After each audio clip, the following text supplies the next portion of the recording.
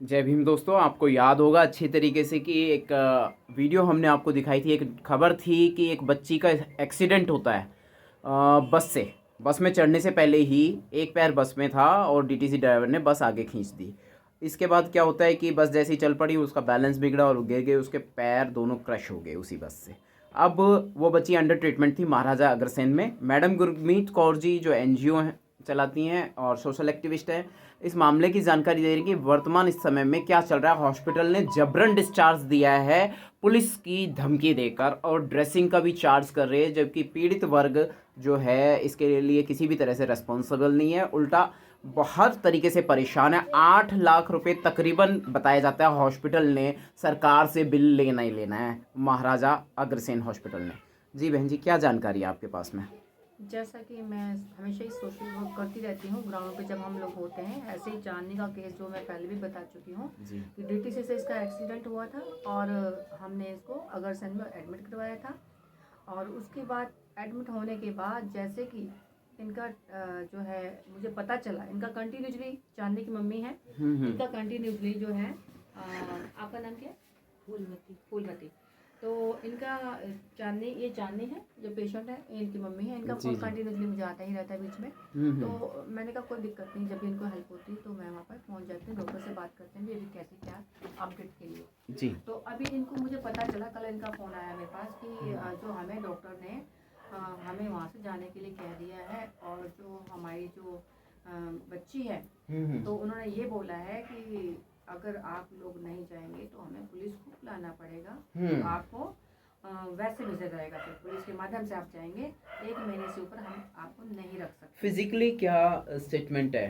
ये बच्ची के दोनों पैर क्रश हुए थे। फिजिकली जो मैंने इनसे पूछा तो इन्होंने मुझे बताया, जैसे गुड़िया से भी मैंने पूछा, तो इनका जो पैर था, इन्होंने 3 दिन पहले इनका ऑपरेट, जो मतलब इनका जो दूसरी जहाँ पे घाव नहीं था वहाँ से थाई से घाव मांस लिया गया और उसको वहाँ पे लगाया गया, सर्जरी के, हाँ सर्जरी के माध्यम से वहाँ लगाया जहाँ पे मांस नहीं था।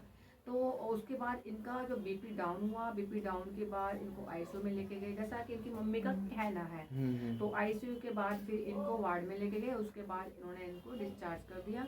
और डिस्चार्ज करने के बाद ये लोग, जब उनको ऐसा बोला गया तो ये लोग चले गए। और जब ये इन्होंने मुझे फ़ोन किया कि अब पट्टी करवानी है मैडम, क्या वो, हमने तो उनसे पूछा था क्या इसके पट्टी के पैसे लगेंगे, तो वो बोले कि बाद में बताएंगे।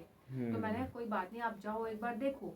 तो जब ये गए, इनका फिर मुझे फ़ोन आता है कि वो लोग पैसा मांग रहे हैं। शायद कल ही की बात है, ये कल की बात है। तो मैं तो बिजी थी, तो मैं एम्स में थी उस वक्त। तो मैंने फिर हमारे कोई एक जानकार ट्रस्टी से, जैसे कि मैं एनजीओ से, हम लोग थोड़ा सा एक्टिविटीज़ में रहते हैं, सोशल एक्टिविटीज़ में।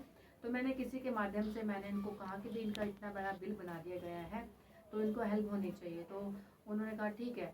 तो मैंने इसी ढंग से, मतलब 3-4 जगह पे मैंने जो मेरी जान में थे, मैंने उनसे कह के हेल्प करवानी चाहिए।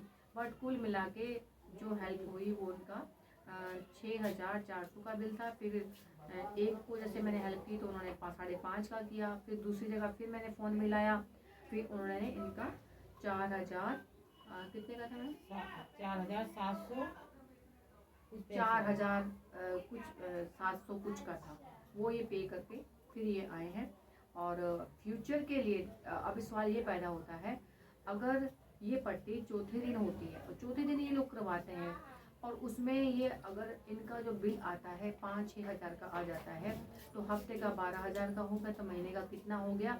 और इनके जो पापा है पेंट करते हैं, और ऐसे में जब वहाँ से इनको डिस्चार्ज कर दिया गया और अभी ये यहाँ पे, ये किसी का घर है उनके, जी जो कोई जानकार थे, उन्होंने यहाँ पे मजबूरी में यहाँ पे आए हैं, क्योंकि ये रहते तो सुल्तानपुरी में तीसरी मंजिल पे है, लेकिन क्योंकि ये जख्मी हालत में, पैरों से लाचार में हैं, नहीं जा सकते और चौथे दिन पट्टी करवाने जानी पड़ती है, इसलिए ये यहाँ पे रुके हुए हैं।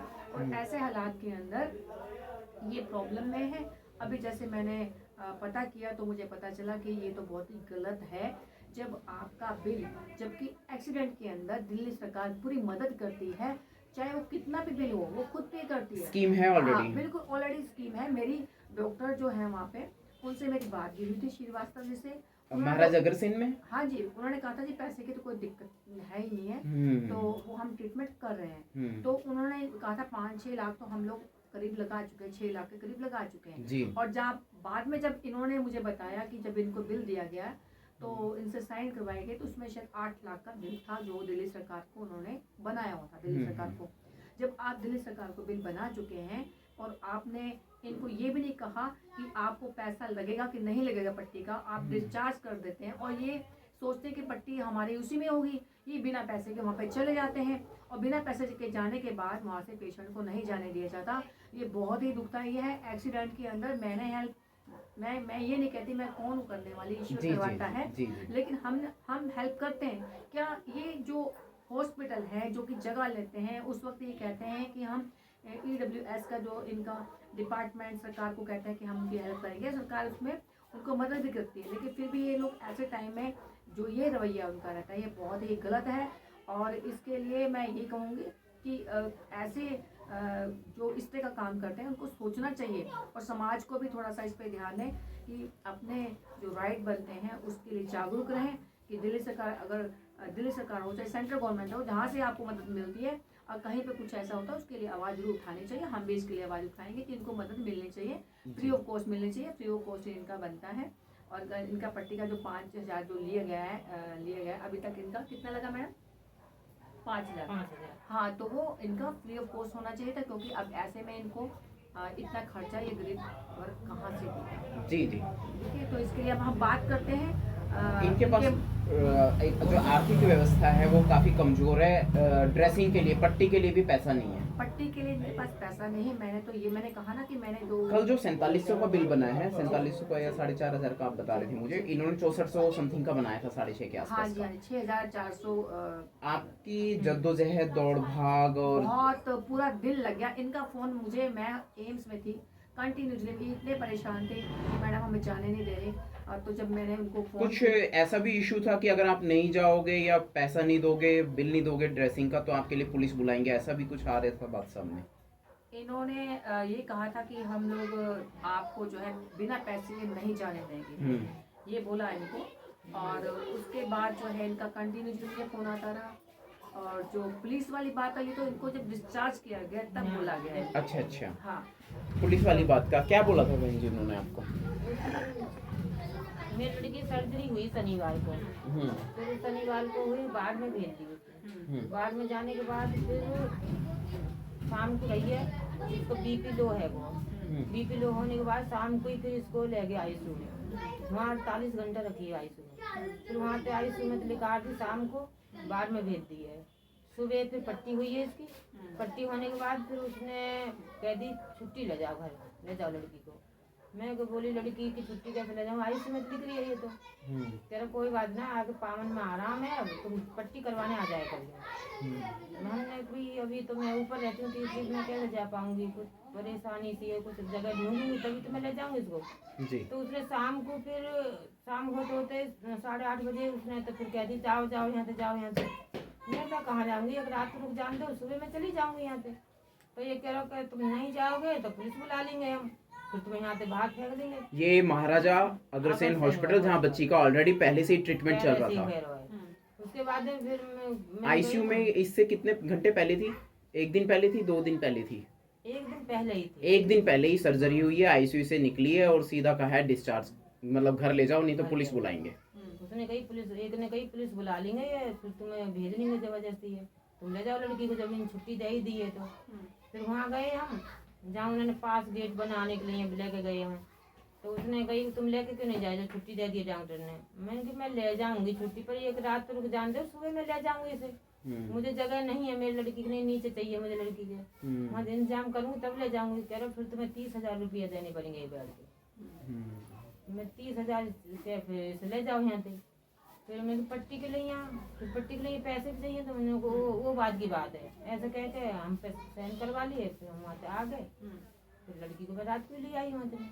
अब फिर पट्टी लेने हम शनिवार की बोली, शनिवार बुधवार 2 दिन होएगी, हम शनिवार को लेके गए पट्टी को, पट्टी हम लेके चले गए अंदर, हम सुबह बखते चले गए लेके लड़की को अंदर लेके गए पट्टी करवाने के लिए।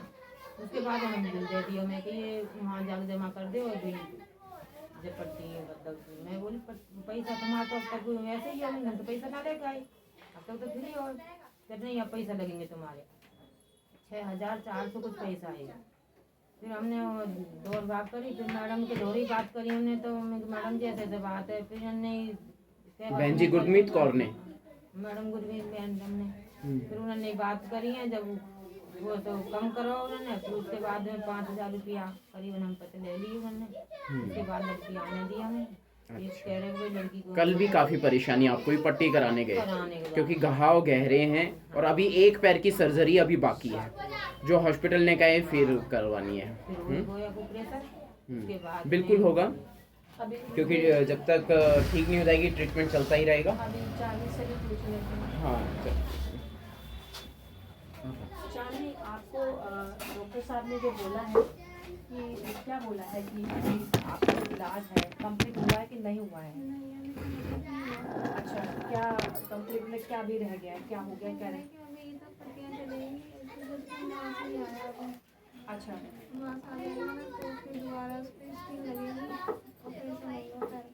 अच्छा, तो अभी जो एक का हुआ है एक का नहीं हुआ, तो